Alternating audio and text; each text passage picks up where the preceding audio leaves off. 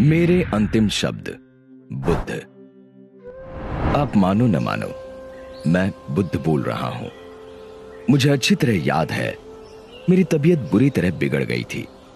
मुझे समझ आ ही गया था कि वो मेरी अंतिम सांसें चल रही हैं। उस समय 25 वर्षों से मेरे साथ रह रहा मेरा शिष्य आनंद भी मेरे साथ था।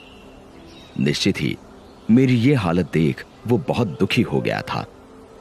इधर उसका ये हाल देख मैं आश्चर्यचकित था कि यदि उसे सिर्फ मेरी संभावित मृत्यु से इस कदर दुख पकड़ रहा है, तो फिर उसने जीवन भर मुझसे सीखा क्या?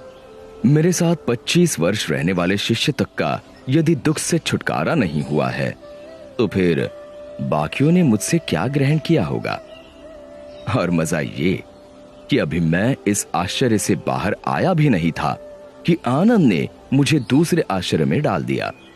उसने मुझसे पूछा, मुझे ऐसा सत्य दीजिए कि मेरा हमेशा के लिए उद्धार हो जाए। अब मैंने क्या जीवन भर असत्य कहा था, जो अंतिम वक्त कोई महान सत्य अपने प्रिय शिष्य को देकर जाता? और फिर मैं किसी को सत्य देने वाला कौन? मैं तो सिर्फ राह दिखा सकता हूं। बाकी तो सही मार्ग पर चलकर सत्य मनुष्य को स्वयं पाना होता है। किसी मनुष्य के पास किसी को कुछ देने की या किसी से कुछ छीनने की क्षमता ही कहां होती है। सो मैंने उससे कहा, भाई आनंद, अप्पदीपो भव, यानी अपने दीप स्वयं बनो। अब जब मैं साक्षात था, तब भी मेरे अंतिम शब्द यही थे, और आज 2500 वर्ष बाद भी मैं आपसे यही कह रहा हूं कि अप्पदीपो भव, यानी अपने दिए स्वयं बनो।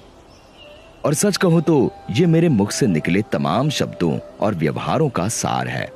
मैं दावे से कहता हूं कि यदि आप इसे गांठ बांध लेंगे तो आपका तत्क्षण उद्धार हो जाएगा।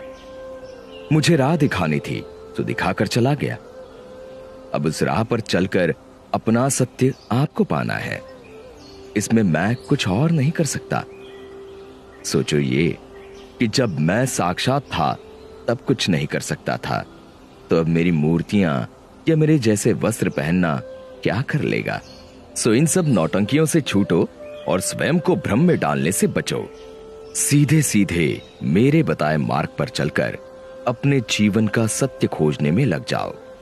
विश्वास जानो कि अपने द्वारा अपना उद्धार करने के अलावा तुम्हारे पास अन्य कोई मार्ग नहीं। आपको अपना दीप बनकर अपने को रोशन स्वयं ही करना पड़ेगा।